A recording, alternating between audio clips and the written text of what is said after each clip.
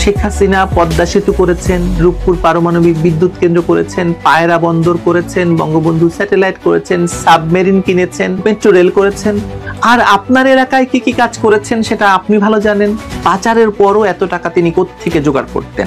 প্রতি বছর 16 বিলিয়ন পাচার করার পরও শেখ হাসিনাকে যখন ক্ষমতাচ্যুত করা হয় তখন দেশের রিজার্ভ কত ছিল বলুন তো? 30 জুন 2024 তারিখে আন্তর্জাতিক মানদণ্ড বা BPM-6 অনুসারে দেশের রিজার্ভ ছিল 21.78 বিলিয়ন ডলার। ইউনূস সরকারের ক্ষমতা দখলের পর এই পরিমাণ রিজার্ভ নিয়ে যাত্রা শুরু করে ইউনূস সরকার।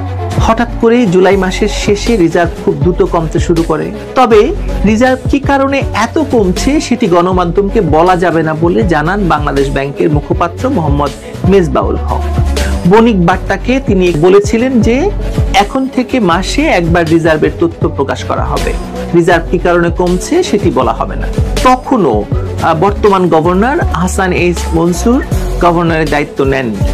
সেই সময় এই ডক্টর হাসান এইচ মনসুর বলেছিলেন যে পৃথিবীর সব দেশের কেন্দ্রীয় ব্যাংক রিজার্ভ, ডলারের বিনিময় হার, মুদ্রাস্ফীতির মতো অর্থনীতির মৌলিক সূচকগুলো প্রকৃত তথ্যের পাশাপাশি ভবিষ্যতে কি হবে সেটিও বলে দেয়। কিন্তু আমাদের কেন্দ্রীয় ব্যাংক এসব তথ্য গোপন রাখার চেষ্টায় আছে।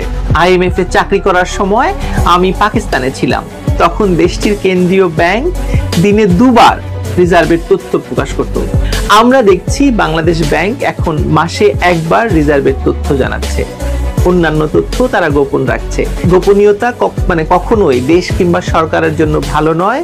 কোনো তথ্য গোপন রাখা আত্মঘাতী কাজ। এটা যখন উনি গভর্নর হননি তখন কিছুদিন আগেই, তারপরে কিছুদিন পরে তিনি গভর্নর হন, তারপরে কি হয়েছে দেখি।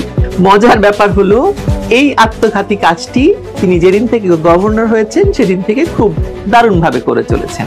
দেশের অর্থনীতির প্রকৃত খবরটি তিনি আসলে আত্মঘাতীভাবে গোপন রাখতে সক্ষম হচ্ছেন নিয়মিত। তবুও 2-1টা আসলে বেরিয়ে যায়। এই যেমন ধরুন আমরা জানতে পারলাম যে বিগত 11 মাসে বাংলাদেশের রিজার্ভ 1 পয়সাও বাড়েনি। দেশের বৈদেশিক মুদ্রা আয়ের প্রধান 2 উৎস রেমিটেন্স এবং রপ্তানি আয়। চলতি অর্থ বছরে এই দুটি খাতে বড় ধরনের প্রবৃদ্ধি হয়েছে বলে তারা দাবি করছেন। এর মধ্যে রেমিটেন্স প্রবৃদ্ধি হয়েছে প্রায় 28%, আর প্রায় 10% প্রবৃদ্ধি হয়েছে রপ্তানি আয়ে। তবে প্রধান এই 2 উৎসের উচ্চ প্রবৃদ্ধিও দেশের বৈদেশিক মুদ্রার রিজার্ভ বাড়াতে পারছে না।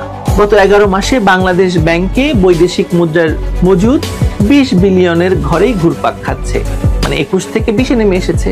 আন্তর্জাতিক মানদণ্ড বা BPM-6 অনুযায়ী গত 29 মে দেশের রিজার্ভের পরিমাণ ছিল 2057 কোটি বা 20.57 বিলিয়ন ডলার। যদিও চলতি অর্থ বছরের শুরু তথা 2024 সালের 1 জুলাই এর পরিমাণ ছিল 21.68 বিলিয়ন ডলার, যে কথা আগে বলেছি। সেই হিসাবে গত 11 মাসে রিজার্ভ না বেড়ে উল্টো 1.11 বিলিয়ন ডলার কমে গেছে। যদিও এ সময়ে কেবল রেমিটেন্স হিসেবেই দেশে এসেছে 6.14 বিলিয়ন ডলার, বেশি এসেছে এই টাকাটা। আর রপ্তানি আয় বেশি এসেছে প্রায় 3 বিলিয়ন ডলার। ডলার তাহলে গেল কোথায়?